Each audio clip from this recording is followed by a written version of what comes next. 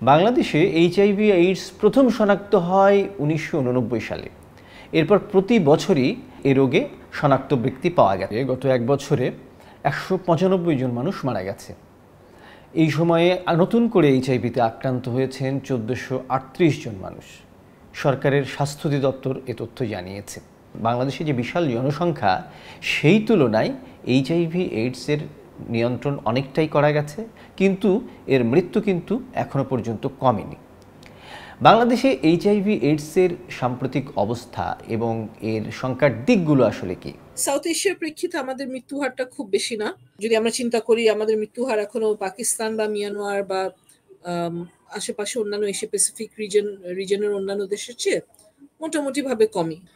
Early ডিটেকশনটা খুব important. কেউ যদি এইচআইভি আক্রান্ত হয়, সে যত দ্রুত ডিটেক্টেড হবে এবং চিকিৎসার আওতায় চলে আসবে, তার মৃত্যু মানে তার মারা যাওয়ার সম্ভাবনা সবচেয়ে বেশি কমে যাবে।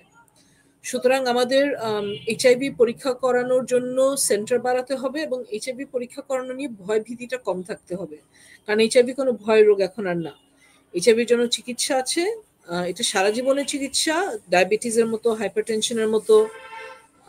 সুতরাং এটা নিয়ে ভয় পাওয়ার কিছু নেই। দ্বিতীয় যেটা করণীয় সেটা হচ্ছে, একবার চিকিৎসা শুরু হলে পরে রোগীকে অবশ্যই নিয়মিত ফলো আপে থাকতে হবে। ফলো আপ মানে হচ্ছে, সে যখন নিয়মিতভাবে ওষুধ নিতে আসবে, তখন তার কিছু পরীক্ষা নিরীক্ষা করায় দেখতে হবে তার মানে সমস্ত ফিজিওলজিক্যাল ফাংশনগুলো ঠিক আছে কিনা। সেটা যদি ঠিক থাকে তো ভালো, যে ওষুধ খাচ্ছে সেটাই চালাবে। যদি কোথাও দেখে যে কোনো ওষুধের কোনো সাইড ইফেক্ট হচ্ছে, তখন ওষুধটা পাল্টাতে হবে। ওষুধ শুরু করার পরে বছর একবার বা দুইবার যদি ভাইরাল লোডটা ঠিক মতো করানো হয়, তাহলে বোঝা যাবে ওষুধের কার্যকারিতা ঠিক মতো হচ্ছে কিনা। সো মানে কিছু কিছু বিষয় ঠিক মতো ফলো আপ করলে তাহলে কিন্তু মৃত্যুহার অনেক কমে যায়। একটা সময় ছিল যখন এইচআইভি এইডস নিয়ে নানা রকমের প্রচার কার্যক্রম আমরা দেখতাম। সেটা যেমন গণমাধ্যমে দেখতাম, তেমনি জনপরিসরেও নানা মাধ্যমে সেটা প্রকাশ করা হতো। কিন্তু এখন সেই রীতিটা কিন্তু আমাদের চোখে পড়ে না। এইচআইভির এই যে প্রচার কার্যক্রম, সেটা কমে যাওয়া, সেটা কি এর বিস্তারে ভূমিকা রাখছে? বৈদেশিক সহায়তা ডেফিনেটলি কমে গেছে এইচআইভিতে অনেক আগের চেয়ে, এটা নিয়ে কোনো সন্দেহ নেই। রিসোর্স মোবিলাইজেশন ডেফিনেটলি আগের চেয়ে কম,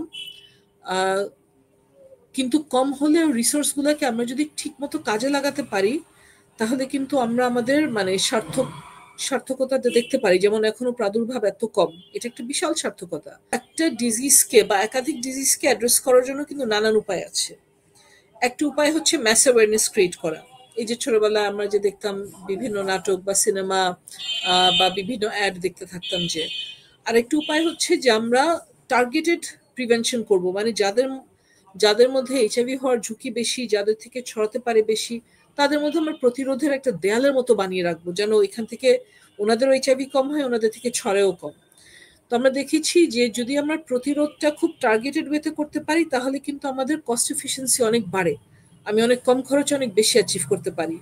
আর যদি ম্যাস মিডিয়া ক্যাম্পেইনে যায়, তাহলে আমার কিন্তু কস্ট এফিসিয়েন্সি কমে যায়, বিশেষ করে এইচআইভির প্রেভেলেন্স এত কম বলে।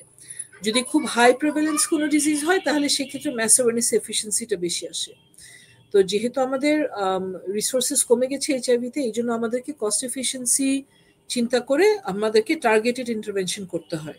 আমরা স্বাস্থ্য অধিদপ্তরের দেওয়া তথ্যে একটা জিনিস দেখতে পাচ্ছি, সেটা হচ্ছে যে বয়সে যারা তরুণ, অর্থাৎ 18 থেকে 24 বছর বয়সী, এই বয়সীদের মধ্যে এইচআইভি আক্রান্তের হার ছিল 16%। এবার তা বেড়ে হয়েছে 21%। আমরা দেখেছি যে হিজড়া জনগোষ্ঠী এবং বাংলাদেশে আসা রোহিঙ্গাদের মধ্যেও এইচআইভির সংক্রমণ কিন্তু অনেকটা বেশি। এই তিন গোষ্ঠী নিয়ে আসলে ভাবনাটা কি এবং তাদের ঝুঁকির দিকগুলো কোথায়?